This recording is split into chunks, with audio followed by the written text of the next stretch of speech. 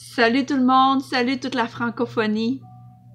Mon nom, l'apôtre Catherine Huard avec Jésus International Ministère. Je vais faire le 10 minutes avec Jésus aujourd'hui. Je suis dans une saison, dans les derniers jours, dans la dernière semaine, où j'approfondis vraiment l'amour de Dieu, l'amour du Père, et à quel point c'est grand, c'est vaste, c'est profond, c'est grandiose. Mais aujourd'hui, il m'a donné une parabole que je veux vous communiquer et je veux vous emmener dans une dimension où on peut vraiment rêver grand. Je veux vous emmener dans la dimension et dans la prise de conscience par le Saint-Esprit à quel point tu es unique et Dieu a placé unique, printé dans ton cœur, imprimé dans ton cœur des désirs et des choses que tu veux.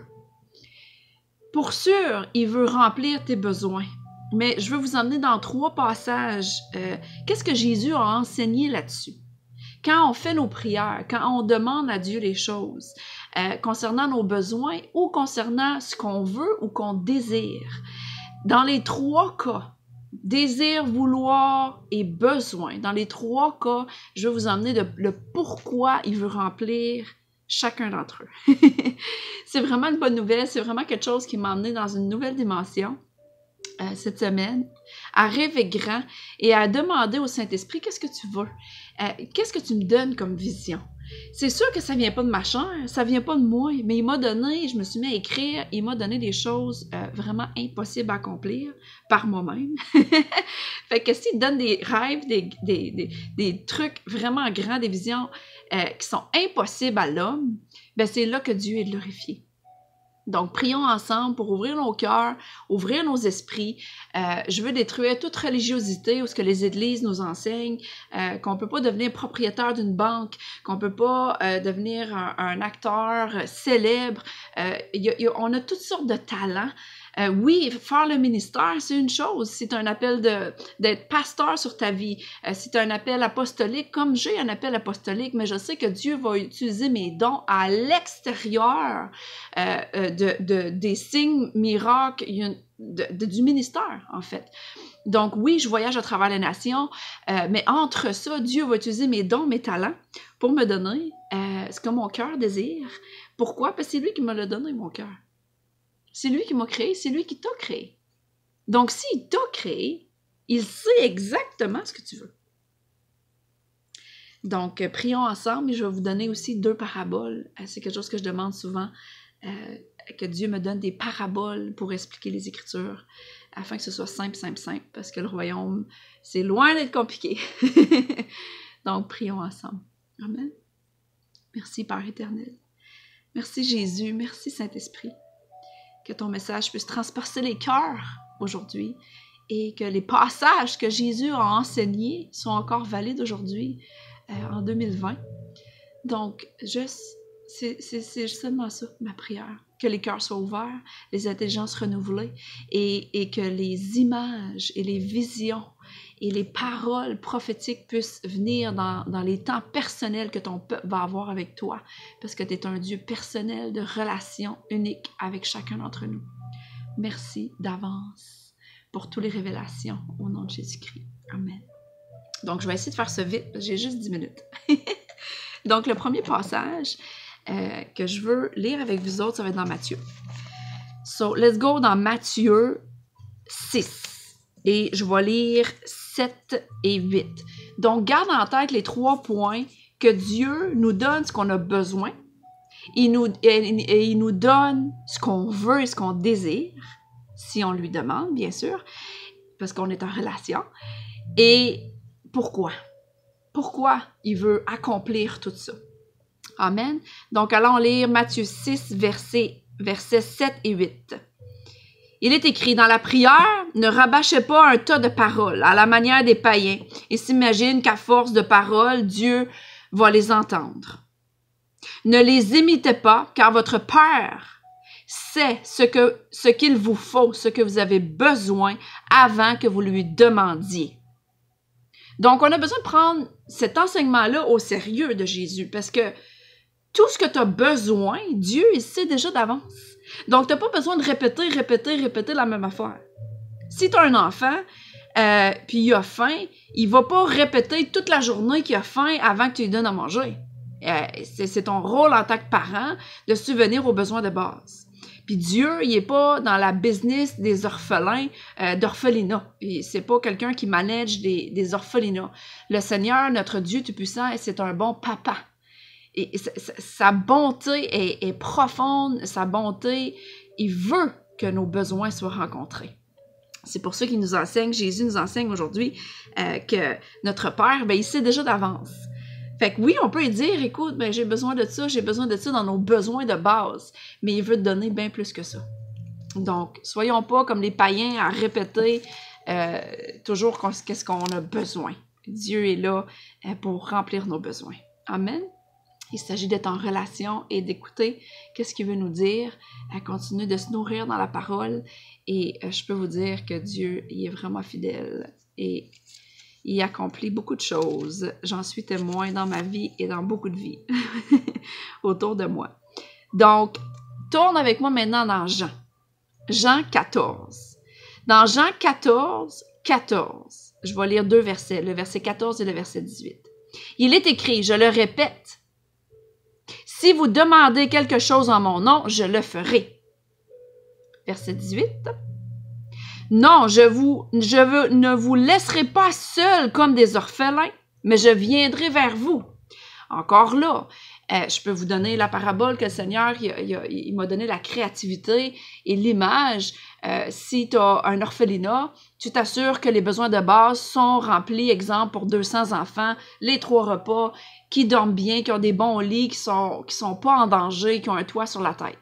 De la minute qu'une famille arrive pour adopter l'enfant, non seulement il n'est plus dans l'orphelinat, comme notre père, quand il vient nous chercher, puis qu'on dit oui, puis qu'il touche notre cœur, il nous apporte dans sa famille. Donc, l'enfant est sorti de l'orphelinat, il est rendu dans la maison, dans la nouvelle maison de la famille, et non seulement les nouveaux parents adoptifs vont remplir les besoins de l'enfant, mais ils vont aussi remplir ce qu'il veut et ce qu'il désire, unique à son image, parce qu'on est tous uniques. Amen? Donc, je vais continuer ma parabole plus tard. Donc, on voit ici clairement que nous ne sommes plus des orphelins. Puis, Jésus, il dit, je le répète. Donc, c'est quelque chose qui répète quand tu regardes tous les évangiles. C'est quelque chose qui répète. Si vous demandez quelque chose en mon nom, je le ferai. On a besoin de demander. Donc, dans la première exemple, dans tes besoins, ben, tu n'as pas besoin de les demander tout le temps, puis de répéter. Mais dans ce que tu veux, à la mesure que tes visions grandissent, à la mesure que tes rêves grandissent dans les impossibilités que tu es capable de faire par toi-même, mais tu sais que Dieu peut le faire. De la minute que tu grandis, puis qu'à chaque jour, tu as des nouvelles images, tu as des nouvelles visions de ce que tu veux pour ta vie, pour ta destinée, dans ton unicité, ben c'est quelque chose que tu as besoin de demander. Donc, un enfant, il va demander à son parent qu'il veut une bicyclette, exemple. Puis en plus de ça, il va lui dire, je veux une bicyclette, telle marque, puis en plus, il va donner la couleur qu'il préfère. Un enfant, je peux te dire, il sait ce qu'il veut. Il sait ce qu'il veut. Puis quand c'est sa fête, puis tu lui demandes, qu'est-ce que tu voudrais pour ta fête? Il va pas dire, que ta volonté soit faite, là. Il va pas... L'enfant, il sait ce qu'il veut. Pourquoi? Parce que c'est Dieu qui l'a créé. Puis Dieu nous a créés avec des désirs puis des vouloirs. Il faut arrêter de religieusement penser que c'est tout charnel. Mais pour sûr, il faut vérifier son cœur. Pour sûr, on le sait que c'est le royaume en premier. On le sait que notre but premier, c'est d'aimer. Que l'amour prime. Puis que dans tout ce qu'on fait, on le fait par amour. Pourquoi? Parce que c'est la nature de Dieu. C'est Dieu lui-même. Puis on fait un avec. Je suis consciente de ça. Mais dans tes temps perso, tu le sais si ça vient de ta chair ou ça vient de Dieu. Mais il faut vraiment faire taire les voix religieuses qui mettent de l'eau sur le feu et la passion des gens qui veulent bâtir des grosses entreprises, qui veulent faire de grandes choses dans ce monde vraiment super unique. Puis que ça vient de Dieu et non de la chair. Donc, le dernier passage que je veux vous communiquer, ça va être dans Jean 15. Tourne dans Jean 15, on va aller lire le verset 7 et 8. Il est écrit, « Mais si vous demeurez en moi et que mes paroles demeurent en vous, Demandez ce que vous voudrez, vous l'obtiendrez. Donc, ici, encore là, c'est pas écrit « demandez ce que vous avez besoin ». Parce que ça, c'est quelque chose qu'on entend souvent, là, tu sais, dans les églises. « Ah, Dieu, il va te donner ce que tu as besoin, pas ce que tu veux. » Je suis vraiment pas 100% d'accord avec ça, mais je peux te dire une chose, que quand les portes sont fermées, quand Dieu me dit non, c'est parce que c'est contraire à la destinée qu'il a prévue pour moi. Pour sûr, tu veux pas tout le temps donner tout ce que ton enfant veut. Si on parle dans le naturel, dans le monde. Sinon, ça n'aurait pas d'allure, tu sais. Mais la plupart du temps, tu veux lui donner ce qu'il désire. Tu veux le récompenser pour des bonnes conduites. Dieu, c'est un Dieu de récompense aussi. Donc, le seul moment qu'il me dit non, c'est quand c'est contraire à ma destinée. Puis ma destinée, c'est pour sûr que je prospère. C'est ce qui est écrit, Dieu prend plaisir à voir ses enfants prospérer, puis ça l'évangélise le monde. Donc, le pourquoi, il est ici dans le verset 8, je suis toujours dans Jean 15. Jean 15, verset 8. « Si vous produisez du fruit en abondance et que vous pouvez ainsi prouver ainsi que vous êtes vraiment mes disciples, la gloire de mon Père apparaîtra aux yeux de tous. » Donc, on voit que la gloire de Dieu va apparaître aux yeux de tous. Puis, on le sait que nous sommes sa gloire. Il est écrit que nous sommes sa gloire. Donc, il veut qu'on porte du fruit. Mais je suis ici pour te dire que porter du fruit, c'est pas juste dans les miracles, dans les signes et les merveilles. Ça fait partie de ça. Mais il y a quelque chose que Dieu veut accomplir en ce moment dans le corps du Christ, des choses qui sont jamais vues auparavant. Des projets créatifs jamais vus auparavant. On le sait que la technologie aujourd'hui avance à une vitesse fulgurante. Tous ceux qui ont des idées technologiques, informatiques, je m'excuse là, mais ça vient vraiment du Seigneur. Toutes les idées créatives qu'on a, mon cerveau, tout à propos de moi, c'est le Seigneur. J'y appartiens. Puis si vraiment je suis dans le champ, ben c'est sûr que j'ai une équipe, j'ai une pasteur sur ma vie, j'ai des gens en leadership sur ma vie, ils vont gentiment me le dire. Jésus, il n'a pas rejeté les disciples quand les disciples ils ont dit « Hey, c'est qui va être le plus grand? C'est qui va être le plus grand? » Il y avait un désir en eux d'être grand. Jésus les a pas mis de l'eau sur leur feu, mais il a dit « Hey, si tu veux être grand, sois un serviteur en premier. » Puis dans un autre passage, il donne l'exemple, il prend un enfant, il dit « Hey, si tu veux être grand, si tu veux être un leader, sois comme un petit enfant, sois humble, crois. Crois à l'impossible. » Donc, je suis ici pour te dire, crois à l'impossible.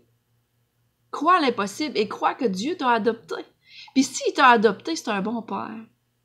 Puis un bon père, une bonne mère, ça l'évalue, c'est sûr, ça a le discernement. Ça ne donnera pas à l'enfant tout ce qu'il veut. Mais la plupart du temps, ses désirs vont être rencontrés. Puis les besoins de base, pour sûr. On prend le linge, la nourriture, le toit, la sécurité. Ça, c'est quelque chose que, avant même qu'on le demande, Dieu, il sait qu'on a besoin de ça. Donc, je vous aime, et puis Dieu vous aime vraiment plus. Je t'encourage de prendre ces 3 passages-là. Je t'encourage d'être vraiment dans tes temps perso avec lui, d'y demander que par le Saint-Esprit, il donne des images, qu'il donne des visions, de rêver grand. Puis il va l'accomplir parce que c'est sa volonté. C'est sa volonté, c'est écrit partout dans l'Évangile, dans la Bible, dans la parole. Puis on le sait que la parole, c'est Jésus lui-même. La parole était là au commencement et la parole était Dieu, c'est Jésus. Amen. Donc, je vous aime fort. Puis je vais continuer un autre 10 minutes pour Jésus sur l'amour parce que c'est dans ce flow-là que j'amène les révélations cette semaine. Puis c'est vraiment bénissant. Amen? OK. À bientôt. Bye bye.